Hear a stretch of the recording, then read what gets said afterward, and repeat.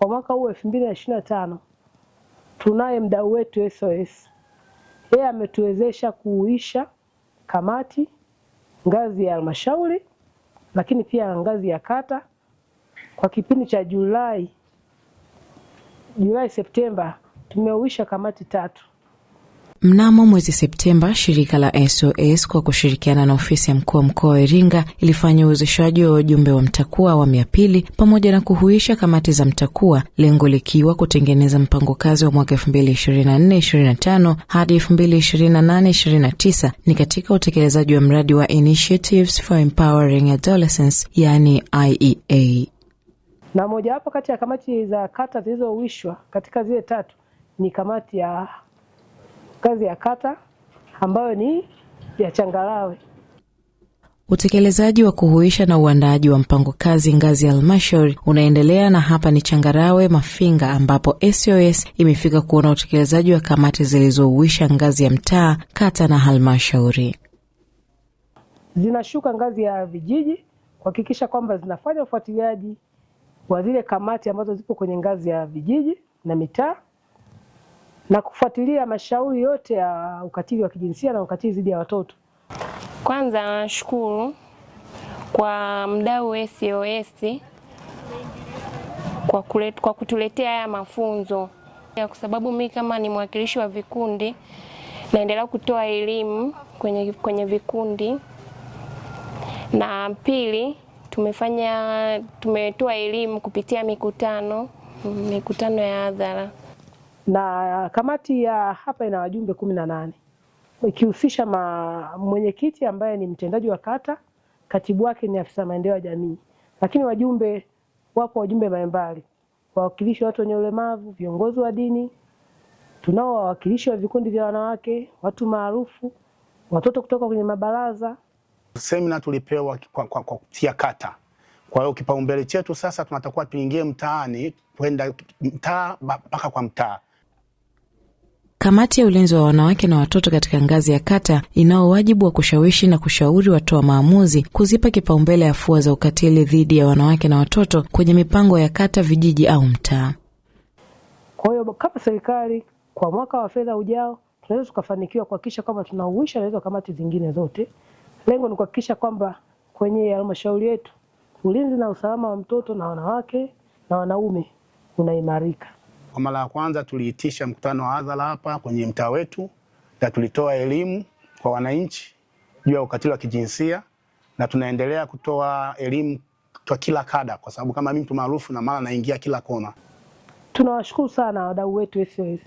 Wamekuwa na mwamko mkubwa sana kuhakikisha kwamba wanashughulikia masuala mazima ya ukatili wa kijinsia. Popote pale utakapowashirikisha swala la ukatili wa kijinsia au ukatili dhidi ya watoto, wapo mstari wa mbele kutusaidia. Shukuru kwamba wamepewa mafunzo mwezi Agosti, lakini kufika mwezi huu Oktoba tayari wameshatoa elimu kwenye jamii. Kupitia mikutano ya hadhara wametoa elimu kuhusiana na masuala mazima ya malezi na masuala mazima ya kupinga ukatili wa kijinsia na ukatili dhidi ya watoto.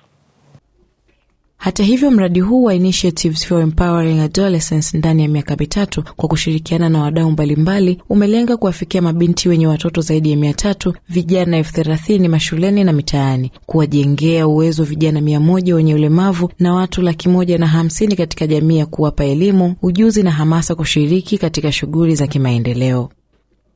Hawa ni baadhi ya maafisa usafirishaji na mabalozi waliokula kiapo mnamo mwezi Septemba baada ya kujengewa uwezo na SOS.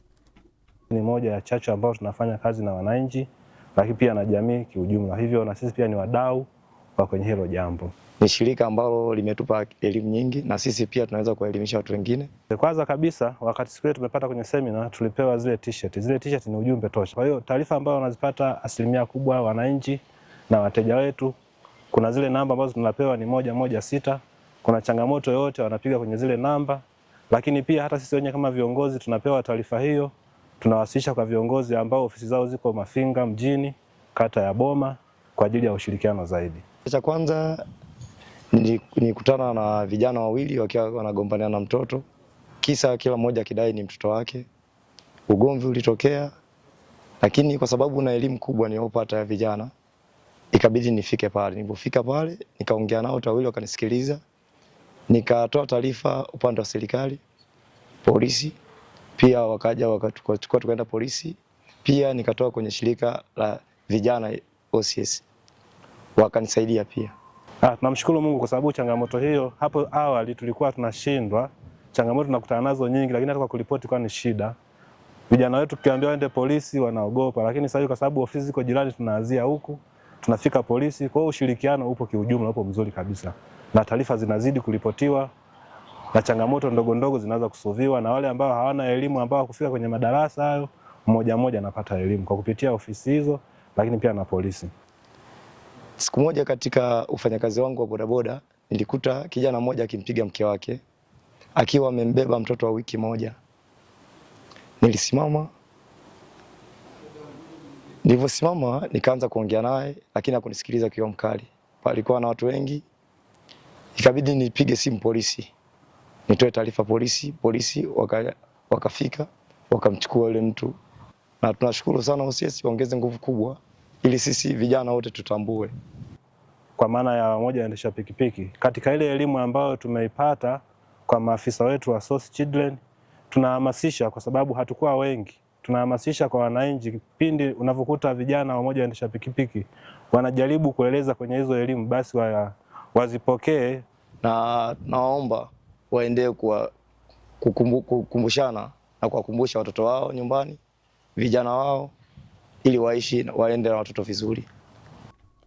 Kwa mujibu wa meneja wa SOS Victor Mwaipungu, amesema mabalozi zaidi ya 150 waliopatiwa mafunzo wamehamasika na wanatoa ushirikiano mzuri na kutimiza lengo la kufikisha ujumbe sahihi kwa madereva pamoja na abiria wao wanaowasafirisha, na ulinzi shirikishi kwa jamii na kuwezesha mtoto wa kike kuwa salama dhidi ya mimba za utotoni. Hii ni Makutano TV.